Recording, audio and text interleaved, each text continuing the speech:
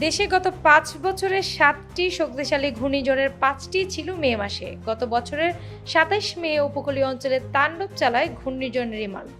Amphan মোখার মতো ঘূর্ণিঝড়ও আঘাত হেনেছিল মে মাসেই। এবারও তার ব্যতিক্রম হচ্ছে না, তবে এবার একই সপ্তাহে দুটি ঘূর্ণিঝড় সৃষ্টির শঙ্কা রয়েছে।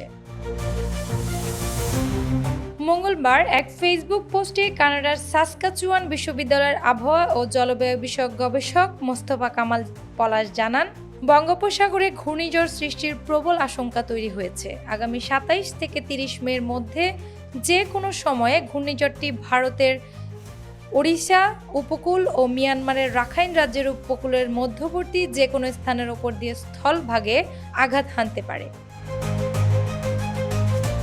তিনি আরও লিখেছেন, একই সপ্তাহে আরব সাগরে আরেকটি ঘূর্ণিঝড় সৃষ্টির প্রবল আশঙ্কা আছে। আরব সাগরে ঘূর্ণিঝড়টি প্রথমে ও বঙ্গোপসাগরের ঘূর্ণিঝড়টি পরে সৃষ্টি হতে পারে। বিশ্ব আবহাওয়া সংস্থার আঞ্চলিক অফিসের প্রস্তুত করা নামের লিস্টের পরবর্তী দুইটি নাম হলো শক্তি ও মন্থা। ফলে আরব সাগর ও বঙ্গোপসাগরের মধ্যে যে সাগরে ২০২৫ সালের ঘূর্ণিঝড় মৌসুমের প্রথম ঘূর্ণিঝড়টি সৃষ্টি হবে তার নাম হবে শক্তি, আর দ্বিতীয়টি নাম হবে মন্থা।